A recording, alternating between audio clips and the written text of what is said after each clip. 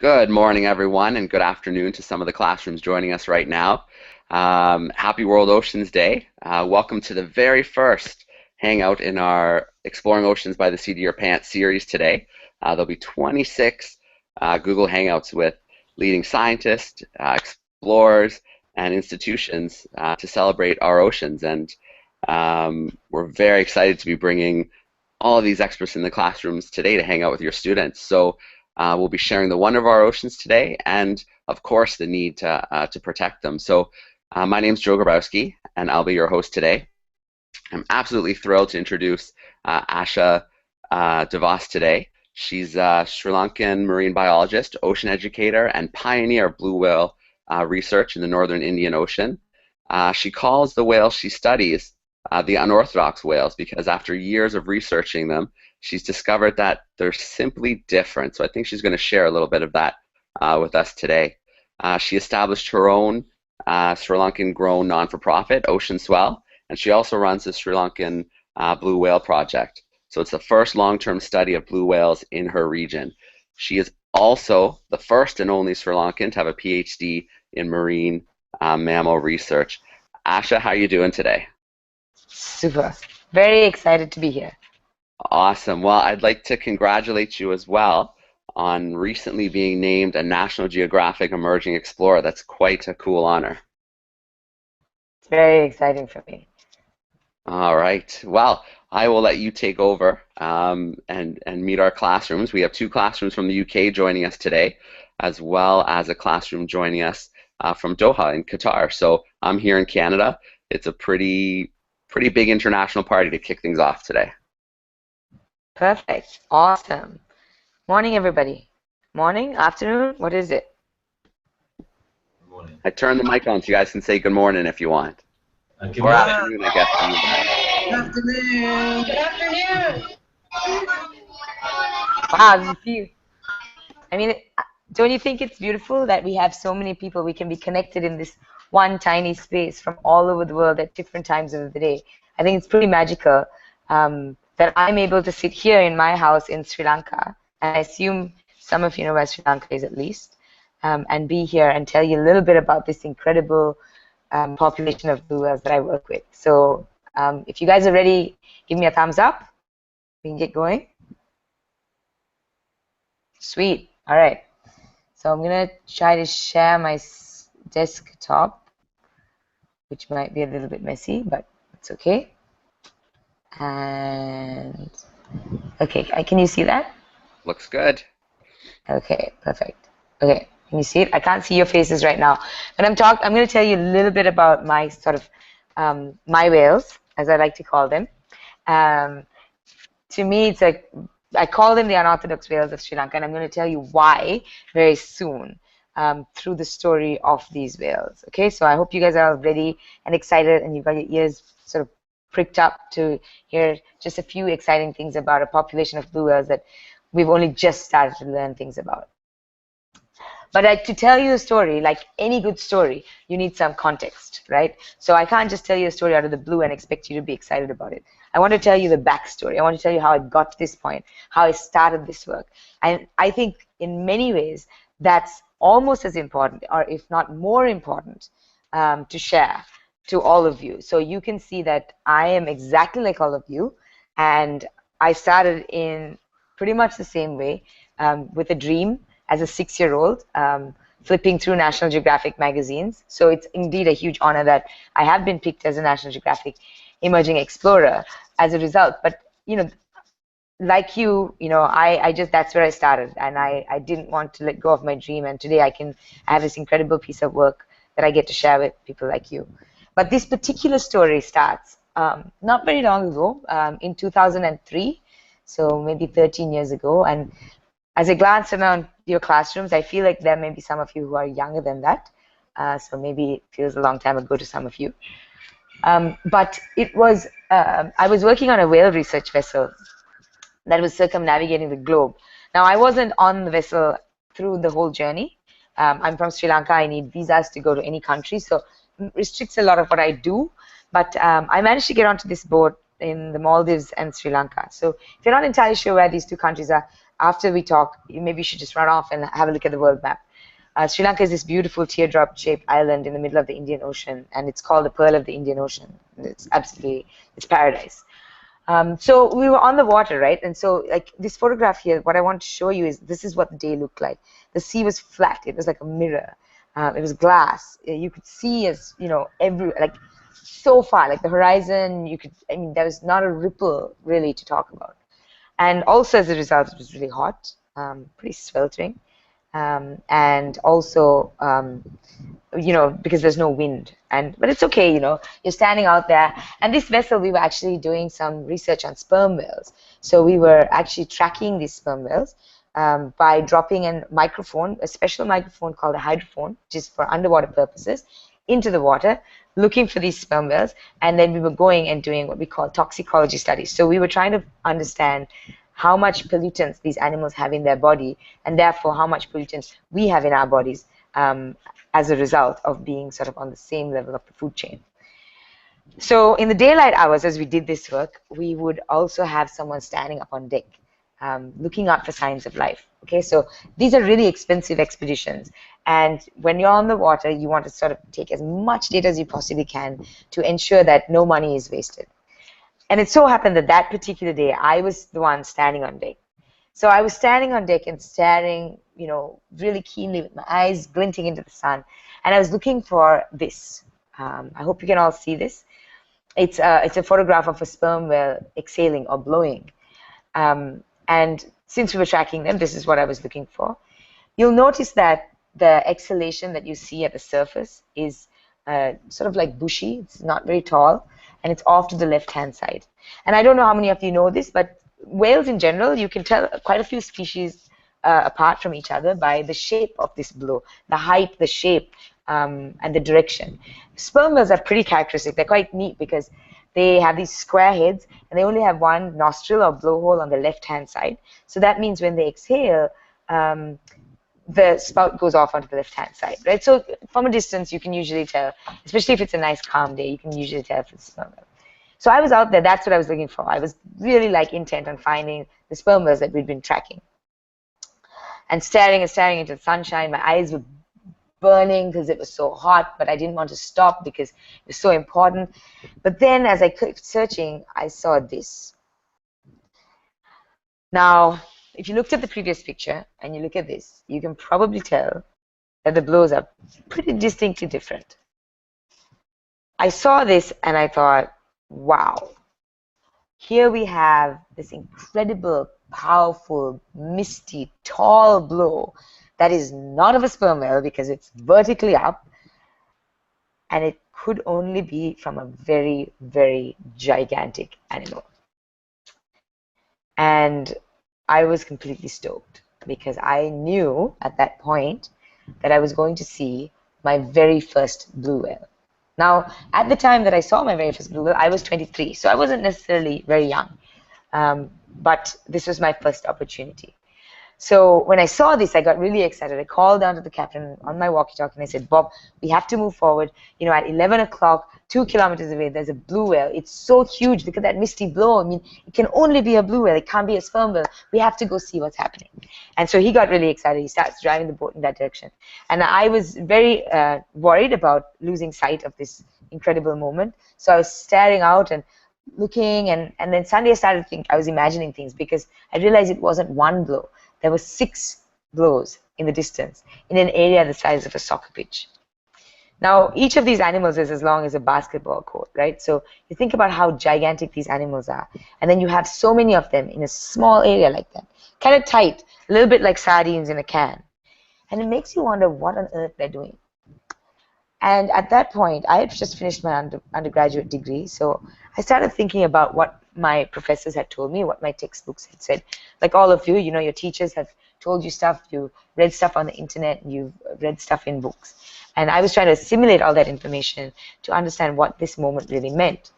And according to these books, blue whales do long-range migrations between cold feeding areas and warm breeding and calving areas. So they're supposed to be going to places like the Antarctic to feed because cold waters have more nutrients, more oxygen, there's more food, And then they travel vast distances to the tropical areas like the equator, where they then just breed and have babies and mate. That's all they're supposed to be doing. So I thought to myself at this point, I was very excited because I thought if they're breeding and calving in warm tropical waters, Sri Lanka is only 5 degrees above the equator. So it's as warm and tropical as you can get. And I thought, wow, maybe that's what they're doing. Maybe they're mating or having babies there. And I was really excited because I thought I could be the first person in the world to ever actually see a blue whale making babies or producing them. And as a scientist, for me, I could only think about the fact that that was my moment. That was where my career was going to kickstart. And it seemed so easy at the time because I hadn't really done much apart from spot a blue whale and follow it. But as we got closer and closer, I realized that this was not what was happening. The whales were kind of hanging around, lolling about, not really doing much. Certainly didn't look exciting to me. And I thought, what's going on? Like, why are they here then? They have this whole vast ocean to roam in. They have 70% of the planet, which is the ocean. And yet they're all kind of on top of each other in this tiny, tiny little space. And I didn't understand until I saw this. Now, I don't know how many of you know what this is, but the most exciting part of my work, this is my moment. This is actually what blue whale poop looks like. It smells funny. It's bright red because of the little shrimp, crustaceans, or krill that they eat that have this oil in their body that turns their poop red. If any of you've seen flamingos, you'll know that they're also pink in color because of the little shrimp that they feed on. And so it's the same process. It's the oil that gets accumulated into their bodies. And in the case of the blue whale, they then poop it out. But the cool thing about me seeing this at this moment was that when I saw this, I was like, okay, they're feeding. Now, remember a few slides ago I said blue whales do long-range migrations between cold feeding areas and warm breeding and calving areas. Cold feeding areas like the Antarctic. Sri Lanka is not the Antarctic. This is a part of the world where we assume there's not enough food to support a large species like a blue whale. But in fact, this moment bent all those rules. They broke the stereotypes that we had built for these species. Because seeing poop means that these animals are feeding somewhere close because their digestion period is about 15 hours. So they have to be within a 15-hour radius. That's not very far. But it's warm tropical waters. So they managed to figure out how to feed in these waters and survive in these waters. And that to me was like a complete eureka moment and a greater moment than what I expected to have. And so this actually is where my career began, with one big fat pile of whale poop. And since then, my work has been about understanding these whales, who I call the unorthodox whales, better so that we can actually protect them better and conserve them. Until I started my work officially in 2008, no one had done any long-term research on this population. To me, that's fascinating because they are one of the largest animals that have ever lived on the planet, the largest species indeed, but we knew next to nothing about them. And in many cases, people didn't even know they were out at our doorstep. And if you look at this photograph, you can see in the distance, there's mountains, and you can see maybe a little red roof out in the back. So they're not actually that far from shore, but nobody had actually stopped to look and to understand. They're really neat because unlike other blue whales, they don't do these long-range migrations, but they have a very restricted range. They actually go up all the way to places like, to the east. They go up to Somalia, they go up to areas like Doha, and they go around Sri Lanka. Now, you don't see them so often in all these areas, but we certainly see them around Sri Lanka all year round. They have a very limited range, and they don't go into cold waters ever. That's the neat thing. That's the take-home message. These guys don't ever go into cold waters. They just hang out in warm waters year-round. Now, I don't blame them. I'm tropical. I love the warmth. I love the sunshine. So for me, it makes a lot of sense. But as large animals, it doesn't, because you'd think they'd be looking for places which have cold water and therefore better food feeding opportunities. They're also beautiful, and apart from that, they're actually one of the smallest populations of blue whales in the world. And now what I mean by that is, when we talk about blue whales, we'll say things like, there's 10,000 blue whales left on the planet, right? But what's really important to remember is that with any species, each population is broken up into subpopulations. And those subpopulations have their own independent needs. So we really have to understand what their needs are so we can protect them in their smaller groups in order to protect this largest species. So, you know, if you think about my blue whales, they don't even leave these waters. They are very dependent because we know they feed, breed, and calve in the areas around Sri Lanka. So protecting these waters is extremely important for us to make sure this particular population continues to survive and thrive into the future.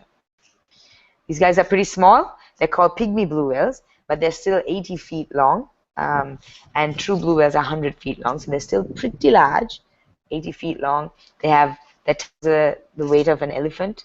They weigh as much as 40 African elephants. So they're really quite big animals, but they're the smallest of their variety. They have different vocal calls. So, I mean, this looks complicated, but it's really not. All I wanted to see is you have these 4 boxes, and each box is what you call a spectrogram, okay? A spectrogram is basically how we draw sound, so to speak.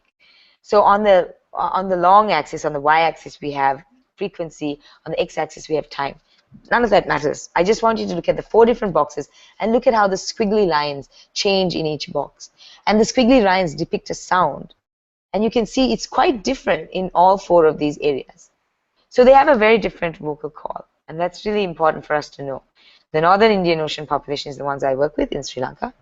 And then you have the Southeast Indian Ocean population. So those are blue whales that go from Antarctica all the way up Western Australia into Indonesia and all the way back. So they do these long-range migrations as they're meant to. And then you have the population of the Southwest Indian Ocean.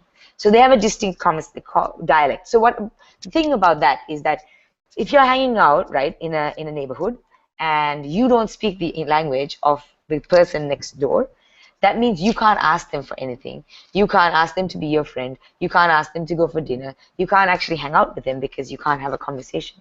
And that's actually really important in this situation because these blue whales are unable to talk to their nearest neighbors and they've isolated themselves and therefore they're potentially genetically distinct. They're potentially extremely different and a different subspecies. And then on top of that, they have different behaviors. So these guys, this is what we call a fluke up dive, where they're lifting their tail flukes up before a deep dive. And this is actually not something you'll see a whole lot. If you travel anywhere in the world to see blue whales, it's actually a pretty rare occurrence. Humpback whales tend to do this a lot. There are a lot of other species that do it a lot, but blue whales don't tend to. And so Sri Lanka is what, I always say it's like a photographer's paradise because they can come out here and they can take pictures of these beautiful tail flukes. And I'll show you the importance of doing that actually in a few slides. But in other parts of the world, it's not that common. So much so that anywhere else that they've studied this, we find that 60% of our whales, so for every 100 whales that you see, at least 60 of them will lift their tails out of the water before a deep dive. Whereas in other parts of the world, only 20 of 100 will do this, right? So that's a small number. It's a pretty small percentage. And to me, it just means that they have adapted to these special settings that they live in here in these warm tropical waters. It might be because when you lift your tail flukes up like that, you can be more streamlined, you can dive deeper. Given how the water temperatures are in these parts of the world, they do kind of have to dive deeper. And we're doing some studies right now that show that they're diving deeper than blue whales anywhere else. They're actually feeding on different species as well. And this is exciting new research that I haven't really talked about. So you guys are pretty special because I'm sharing it with you. And that adaptation is something that is really important for us to understand. And, to me, this population of whales is extremely special because they break those rules. Like I said, they're the unorthodox whales. They break those rules. They're doing something different. They're living different lifestyles. They're feeding on different things. They're behaving differently. They're talking a different language. They're being different. And that makes me really intrigued by them and really want to understand how I can protect them better. There are certain threats that they face in our waters, as you can only imagine. Sometimes they get entangled in fishing nets. And when they get entangled with fishing nets, it's very sad because one of two things can happen. Either the fishing net can weigh them down so much that they can't come up to the surface to breathe. And these are mammals, right? So mammals, like you and me, they're air-breathing animals. They have to come to the surface to breathe. If they can't, they drown, just like human beings. Alternatively, if these animals are entangled in a net that has floats on them, so some fishing nets have floats so that fishermen can find them easily. If they are found in that situation, they can't dive to the depths because they only feed at depth. So that means they starve to death. Other problems that they face are things like ship strike. They get hit by ships and they get killed. That's a really sad one, and that's the one that I actually work on most closely, trying to figure out how we can stop that from happening, pushing governments to make change. And then there's other things, other simpler things that we don't think about, and I say simple when it's really more complicated than that. Pollution, plastics in the ocean, they sometimes ingest, because remember, blue whales feed, they are baleen whales, so they have large comb-like structures in their mouth that they use to feed. They find a very tight group of tiny, tiny shrimp or krill. They open their mouths out wide, they take a big gulp, and then they use their tongues to push out all the extra water and then swallow the little animals that are left in their mouths, right? So when you're feeding like that, inevitably, if there are large patches of plastic kind of entangled in your food source, there's a good chance that they're going to feed on it. And the implications of that, we still don't understand. So the most important thing that you need to know is that there are amazing creatures out there. The ocean is an incredible place that needs exploration.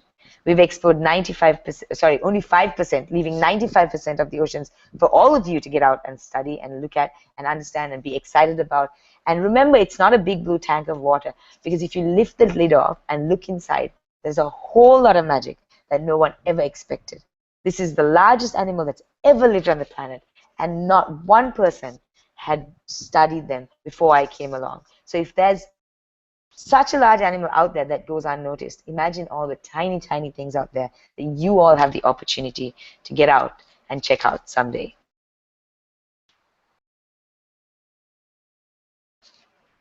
All good? All good. Thanks so much, Asha. No problem.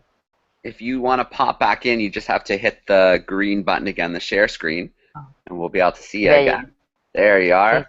All right. Well, thank you for taking us on a little journey into your research, because it's absolutely fascinating and exciting. And I love your message that if something that big can go unnoticed, just imagine what's out there for us still to find. So I hope we have a whole bunch of future junior marine biologists watching in these classrooms who are going to be inspired to take a little closer look at their oceans, because I believe the classrooms we're hanging out with today, they're not too far from the ocean. That's awesome. Yeah, it's a magical place. It really, really, really is. It's filled with color and magic and sound and sparkles. That's how I see it. So it's worth getting out there. All right, perfect. Well, let's meet our classrooms and let's grab some questions. So I'll introduce them very briefly. We have students year 7 from Hazel Grove Prep School in Somerset in the UK. We have kindergartens from the American School of Doha in Qatar. And we have Mr. John's year 4s from Brighton in the UK as well. So let's turn on a microphone. Let's visit our kindergartens in Qatar, see if they have a question or two. Can Eduardo ask the question about the babies? Nice and loud. Is there babies? Whales? Do they baby whales? My students, we looked at some of the videos already about your research, and none of the videos described any young calves that you might be researching in that group off the coast of Sri Lanka. Okay, so that's a great question, and thank you for watching some of the videos beforehand, because it's a little more exciting than just watching my face, I think, watching these animals in their natural beauty. So the babies, you know, we do see them. We see them. They're very, very tiny calves. Actually, some of the smallest calves that have ever been seen anywhere in the world. We don't know where they're born necessarily, but the only documented blue whale birth ever in the history of our planet was off the northeast coast of Sri Lanka in 1983 when a pregnant female actually washed into shore. She stranded, she gave birth, and then they were able to push her offshore. So I was just a tiny, tiny child at the time. I was like 2 or 3 years old. So I wasn't part of that. But they are out there, super exciting. But we see them in about March every year. We'll see a couple of small guys. When I say small, they're about, I don't know, 20 feet long. Pretty big, but small. Thank you. All right, great question. We have time if you want to squeeze one more in. Do we have another question? Right there. Colin, do you have a question? Yeah. Yeah, ask. What so like you don't know where the babies are born? Yeah, so I don't know what place they're born. So the ocean is quite large, as you might know if you look at a globe picture of the globe. And so we don't know exactly where these mothers go off to have their babies. We don't know where their baby nursing or their baby, blue whale baby hospital is. But they're out there somewhere because we see them, maybe like a month or 2 old. And it would be really interesting to find a place where they're actually giving birth. Maybe you can find that someday. All right, a good challenge to issue, I think, in our first hangout is to find just where it's happening. Let's visit our year 4s. Your microphone's on if you guys have a question or two for Asha. Do whales have ears? Do whales have ears? Yeah. So that's actually a really interesting question. They do have ears. They're not really visible. And actually, do you know that you can tell the age of a blue whale by pulling out this? You know how we all have wax in our ears? Yes, you all know that we have wax in our ears. I know that. Anyway, so in their ears, they have these long waxy plugs that you can pull out, and you can count the rings like a ring on a tree. And that's how you can tell the age of a blue whale. So they definitely have ears. They use them a little differently to us. Sound is extremely important to whales, though, because in underwater, you can't really see very far. I mean, if you've ever swum underwater, their eyes are better adapted than ours. But if you've gone underwater, even if you have goggles on, you can't really see very far. But they tend to use sound to communicate over whole ocean basins. And so for them, ears and hearing is an extremely and the most important sense that they have. Well, I think you've issued another very cool challenge, is to one day count the rings in the earwax of a whale, I think. Yep. Yummy. All right, so another question from our year 4s. What miles per hour do they go at? Sorry, what miles per hour? So, they travel at about 5 to 10 miles per hour. So they don't seem very fast, but there are moments when you'll see them doing short sprints. They don't really need to go very fast because they're never really, if you think about it, blue whales are the largest animals that have ever lived. They've never had any natural predators, so they've never had to adapt to being super fast moving because they've never had to really escape anything. But now, of course, with all the threats in the oceans, who knows, over evolutionary time that may change. But at the moment, they're just cruising around. All right, and let's visit our year 7s. Your microphone's on if you guys have a couple questions. Hi Asha, I was wondering, what do we have in common with blue whales? Well, fundamentally, we're all mammals. So I think that's a really good thing to have in common. That's something that brings us together. They also, when we define a mammal, we always say they have hair on their back and they give milk to their young. So they do give milk to their young in the same way that female mothers would do human mothers. They also have hair. Now, they may not look like it, and quite often we don't see it. So they're actually, whales are usually born with a little bit of hair, sometimes around the chin, and it gets reabsorbed into their bodies. So that's why they're not like furry and cuddly looking. They're still beautiful. So that I would say is a fundamental thing that we have in common with whales. And some species actually, if you look at humpbacks, if you look at a picture of a humpback, they have these knobbly bits on their faces, and those are what we call callosities. And in the middle of a callosity is actually a little hair that you won't see because it's right in the deep in there. So it's like a hair follicle. So They have hair and they give milk to their youngs, just like us. They have to breathe in the air like us, so they have to go up to the surface to breathe as well, as much as we are air-breathing animals as well. So they can't breathe underwater. So that makes them much more like us than fish, for example. Right. Nice. What aspects of being a marine biologist do you enjoy the most? Ooh, that's a super question because I love every single part of it.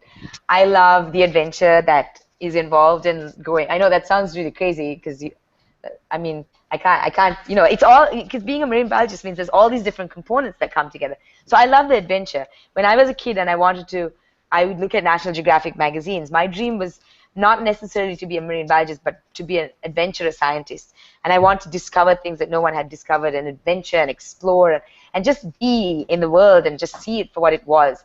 And over time, I fell into love with the ocean and the fact that no one knew anything about it and stuff like that. And so I love that fundamental aspect of getting out there and getting my feet wet, essentially, and sitting on the ocean and just staring at things and having people think that I don't have a real job because my job looks way more fun than theirs. So I think that's awesome. Apart from that, I love asking questions and going on little journeys to answer them. So, you know, just getting out there, seeing things and being like, wow, like what, why, how? So like when I saw the poop, I could have walked away at that moment and been like, well, that's that. But instead, it tweaked my curiosity, and I started on a journey to answer all these questions that could help me understand why these animals were there. So I spend time on the water, but I also spend time at my desk. And a lot of people say, don't you find the desk work boring? But the truth of the matter is that when I sit at my desk, that's where I'm answering the questions. That's where I'm unraveling the answers, because I'm taking all this data and I'm filtering it and I'm looking at it from all sides and I'm just making discoveries. So all those aspects are super, super, super important to what I do. Okay, well, just some great questions. It's so cool to kick off today with so many classrooms from so many different spots, and to be able to reach right across the world and learn about a population of whales that I bet most had no idea existed, and just how cool they are. And you just have to wonder, what more is there for us to figure out and to discover about the oceans and unique populations like this. And we're barely scratching the surface. So boys and girls, you are living in a really cool time. If anybody ever tells you there's nothing left to explore, nothing left to discover, just shake your head a little and laugh at them, because we don't know anything yet. There's still so much more. Exactly. All right. Well, amazing to connect with you today, Asha. I wish we could do this all day, but this is number 1 of 26 hangouts to come throughout the day. Classrooms, you guys were phenomenal. Your questions were amazing, and I hope we're all going to have an amazing World Oceans Day, and we hang out together throughout the day, and you check out some more of the hangouts. But Asha, maybe I'll give you a little last word, and we'll let the classroom say goodbye and thank you. Sure. So happy World Oceans Day, but remember, every day is Oceans Day. So care for the oceans every day in whatever you do. And, you know, hang on to your dreams. It doesn't matter what you dream of. Anything is possible. So you don't have to be a marine biologist, but you just have to care for the oceans. And just, you know, like, the world is an incredible place and you have a limited time on this planet. So make the most of your time and try to do stuff that is meaningful but fun. Always enjoy what you do, and just look at your life as one massive big adventure. I can tell you from experience that has been one of the biggest things for me, is just thinking of life as an adventure and just taking these different turns at different points and just going down alleyways and seeing where that takes me. But the ocean needs all of us, and I really appreciate that you're all here today listening. Share the stories. That's super important. Whatever you hear today, talk to other people about it, because there's a lot of people in this world who don't actually know much about the oceans, and you are all ambassadors today for the ocean. So thank you so much, and have a fabulous day. All right, thank you so much. Do you want to just share your Twitter handle in case any of the students do want to fire off some questions later today? Sure. Do I just type it up here? Or just tell us. I can email it to them too after the hangout as well. It's basically my full name, @Asha de Vos. It's very easy when you have a very strange name put together, so nobody else has it. You get dibs. Perfect. All right, well, I'm going to turn the microphone on. Thanks again, everybody. Thank you, Asha. Thank you, classrooms. I'll give you a chance to goodbye and thank you, and we'll sign out of the first hangout of the day. Cool. Thank you. Thank you. Thank you. All right. Thanks, Bye. everybody. Enjoy the rest of your days. We're signing out. All right.